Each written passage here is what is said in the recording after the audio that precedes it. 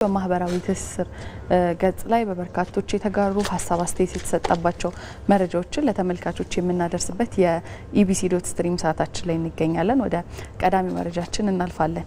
ያው በትላንትናው ዕለት እንግዲህ በስፋት ስንጋራ የነበረው የተለያዩ ምስሎችን ብሎም ደግሞ ተንቀሳቃሽ ምስሎችንም ስንመለከት ነበረ። 20ኛው የብሔር ብሔረሰቦችና ህዝቦች በዓል እንግዲህ በደማቅ ሁኔታ በማዕከላዊ ኢትዮጵያ ክልል በሆሳና ከተማ ሲከበር ነበረ። ከዚያም በፊት በነበሩት ቀናቶች በተለይም የበዓሉ መዳረሻ አካባቢ ላይ የተለያዩ ኢትዮጵያን እንግዲህ ህብረ ብሔራዊት የሚያደርጓት ብሔሮች በዚያ በመገኘት ያላቸውን አልባሳት ባህላቸውን የሚገልጹ ደግሞ ጭፈራዎችን ምግቦቻቸውንና የተለያዩ እንግዲህ ያላቸውን ገጽታ የሚያስቀኝ እንግዲህ መርሃ ግብሮች ነበሩ። በትላንትናው ዕለት ደግሞ በይፋ የተከበረ ነበረ። በዚያም ላይ ተገኝተው የነበሩት ጠቅላይ ሚኒስትር አብይ አህመድ እንግዲህ በተለይም እያንዳንዱ ብሔረሰብ እያንዳንዱ ማህበረሰብ የራሱ የሆነ ቀለም አለው፣ የራሱ የሆነ የተለየ የሚያደርገው አለ።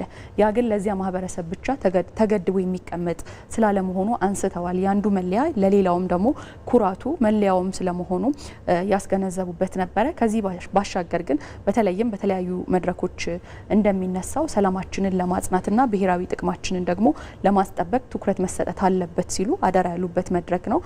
በተለይም ደግሞ ኢትዮጵያ አሁን ላይ ልማትን ብላ ብልጽግናን ለማረጋገጥ ብላ የተለያዩ ጀምራ ያጠናቀቀቻቸው የጀመረቻቸውም እቅዶች አሏትና እነዚህ እቅዶችን ሲሰሙ ደስተኛ የሆኑ አካላት ደስተኛ የሆኑ ሀገራት እንዳለ ሁሉ ከዚያ በተቃራኒ ደግሞ ይሆናሉ።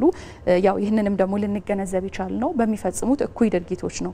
ታዲያ እነዚህን አካላት ደግሞ ወደ ውስጣችን ሰርገው እንዳይገቡ አንድነታችን ላይ መሰራት እንዳለበት በተለይም ያሉብንን ችግሮች በመፍታት ረገድ ሰላማዊ ንግግርን መምረጥ እንደሚገባም ያነሱበት ነው።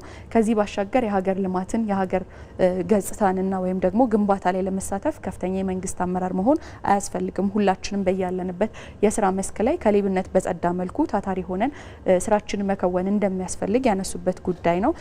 ከዚህ ባሻገር እንግዲህ የተለያዩ ችግሮቻችንን ከማሰብ ያሉብንን ደግሞ እክሎች ከማጉላት ይልቅ ኢትዮጵያ ያላት አቅም ምንድን ነው የሚለውን መገንዘብ እንደሚያስፈልግ አንስተዋል ማለት ነው። ያው ከዚህ ባሻገር የተለያዩ ሙከራዎች ሊኖሩ ይችላሉ። የኢትዮጵያ ልማት የኢትዮጵያ ብልጽግና ግን ይረጋገጣል ሲሉ ሀሳባቸውን ያነሱበት መድረክ ነው። ያው በመድረኩ ላይ እንግዲህ በርካታ የሆኑ መሰናዶዎች ነበሩ። እኛም ስንመለከት ነበረ፣ ስናጋራም ነበረ። ቀጣዩን 21ኛውን ደግሞ ጅማ ከተማም እንደምታስተናግድ ይፋ የተደረገበት መድረክ ነው። ከዚህ ባሻገር ያው እኛም በመዲናችን አንዳንድ ትምህርት ቤቶች ያከብሩ ነበርና የተለያዩ አልባሳትን የለበሱ ተማሪዎችን በመንገዳችን ላይ ስንመለከት ነበረ። ያው በስፋት በትስስር ገጽ ላይ ስንጋራው የነበረው አንዱ መረጃችን ነው። ያው ተከታዩ ደግሞ ያው ኢትዮጵያ የተመድ የሰብአዊ መብቶች ምክር ቤት ምክትል ፕሬዚዳንት ሆና ስለመመረጧ በትላንትናው ዕለት ተጋርተናል ማለት ነው። ያው ምርጫው በጄኔቫ የስዊዘርላንድ በተካሄደው ድርጅቱ እንግዲህ ድርጅታዊ ስብሰባ ላይ ነው የተመረጠችው። በዚህም እንግዲህ አፍሪካን በመወከል ነው በምክትል ፕሬዚዳንትነት እንደምትሳተፍ የተገለጸው። ይህ በውጭ ጉዳይ በተለይም በዲፕሎማሲያችን ላይ እየሰራናቸው ያለ ነው መልከ ብዙ ስራዎች አሉ። የእነሱን ፍሬያማነት የሚያሳይ ስለመሆኑ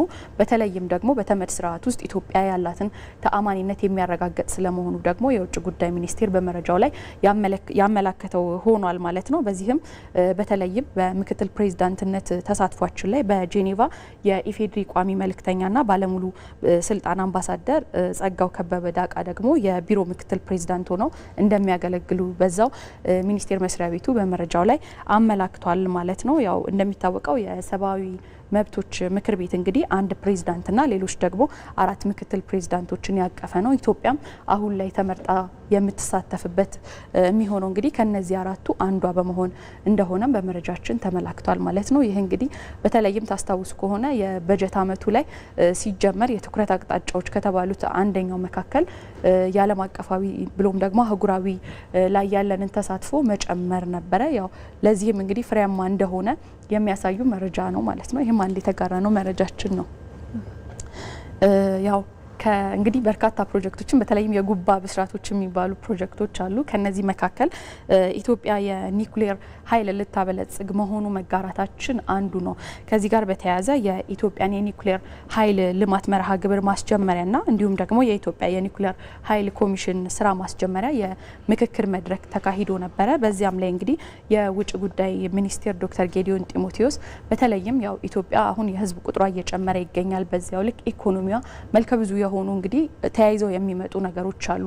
ከዛ ጋር ተያይዞ ኃይል ማመንጨት ደግሞ ጉልህ የሆነ ቦታ እንዳለው እድገትን ለማረጋገጥ ልማትን ለማጽናት ከፍተኛ ድርሻ እንዳለው ይታወቃልና በዚህ ሂደት ውስጥ ደግሞ የኒኩሌር ኃይል ልማቷን ተግባራዊ ማድረጓ አስፈላጊ ስለመሆኑ አንስተዋል ማለት ነው። ከዚህ ጋር በተያያዘ ግን ይህንን መርሃ ግብር ተግባራዊ ስታደርግ ዓለም አቀፍ እንግዲህ የአቶሚክ ሕግን በተከተለ መልኩ ስለመሆኑ ገልጸዋል ማለት ነው። ያው ከዚህ ባሻገር በተለይም መርሃ ግብሩ ኢትዮጵያ ቴክኖሎጂን በመከታተል እየሰራቻቸው ያለችውን ስራዎች የሚያመላክት ስለመሆኑ ገልጸዋል ማለት ነው። ያው ከዚህ ባሻገር ያው ኃይል ማመንጨት እንግዲህ በተለያየ ዘርፎች ላይ በጤና አጠባበቅ፣ በግብርና፣ በኢንዱስትሪና የተለያዩ ዘርፎቻችን እንዲነቃቁ ከዛም ባሻገር ደግሞ እንዲጠናከሩ መልከ ብዙ የሆነ አስተዋጽኦ እንደሚኖረው የተነሳበት ነው ማለት ነው። ያው ምክክሩ ስለመጀመሩ ትላንትና የተጋራ ነው አንዱ መረጃችን ነው።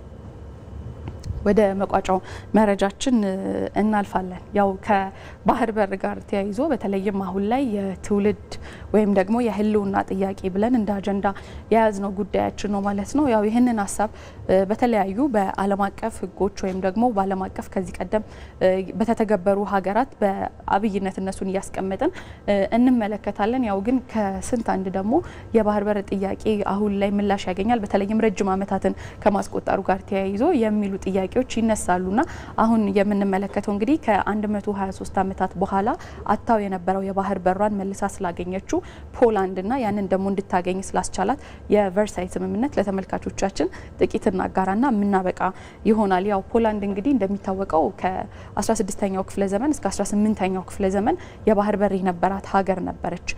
ያው የባህር በር አልባነቷ ደግሞ የሚጀምረው በ18ኛው ክፍለ ዘመን ማገባደጃ አካባቢ ነው። በተለይም በወቅቱ የተከሰተውን አንደኛው የዓለም ጦርነት ተከትሎ የቅኝ ግዛት ወረራ ተፈጽሞባት ነበረ። ከዚህ ጋር ተያይዞ የባህር በሯን ብቻ ሳይሆን ሉዓላዊነቷንም እንዳጣች በመረጃችን ይመለከታል ማለት ነው። ያው በሩሲያ በጀርመን የዛኔዋ ፕረሺያ ማለት ነው እንዲሁም ደግሞ በኦስትሪያ ነበረ ወረራው ተፈጽሞባት የነበረው ማለት ነው። ከዚያ ጊዜ ጀምሮ እንግዲህ እስከ በፈረንጆቹ 1918 ድረስ የባህር በር አልነበራትም። በዚህ ሳቢያ ደግሞ የነበራት እንግዲህ ፖለቲካዊ የተለያዩ ዘርፎቿ ላይ ቀውስን ስትጋፈጥ ነበርና ያው 123 ዓመታት ነበር ያለ ባህር በር የቆየችው። ከዚህ ጋር ተያይዞ በተለይም የአንደኛው የዓለም ጦርነት መጠናቀቁ ላይ እሷንም ደግሞ በወራሪነት ይዘዋት የነበሩ ሀገራት በጦርነቱ በመሸነፋቸው ሳቢያ የባህር በሯን መልሳ ልታገኝ ችላለች። ግን ጦርነቱ መጠናቀቁ ብቻ ሳይሆን በተለይም ደግሞ ከጦርነቱ መገባደድ ጋር ተያይዞ በወቅቱ የአሜሪካ ፕሬዝዳንት በነበሩት ውድሮ ዊልሰን አማካኝነት 14 ነጥብ የያዘ የቨርሳይ ስምምነት ይፋ ሆኗል ማለት ነው። በዚህም እንግዲህ ፖላንድ አታው የነበረውን የባህር በር መልሳ ልታገኝ ችላለች ማለት ነው። አሁን ላይ በተለይም በባልቲክ ወደብ ላይ ከፍተኛ የሆነ የንግድ እንቅስቃሴ ያላት ናት። ሰርጓጅ መርከቦች ያላት ናት።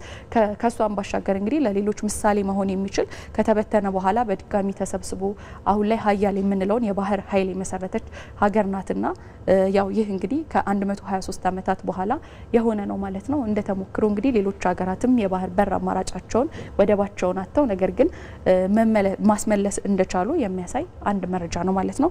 ይህም እንግዲህ በትላንትናው ዕለት የተጋራ ነው አንድ መረጃችን ነው። መረጃዎቼ እነዚህ ይመስሉ ነበር። እናመሰግናለን።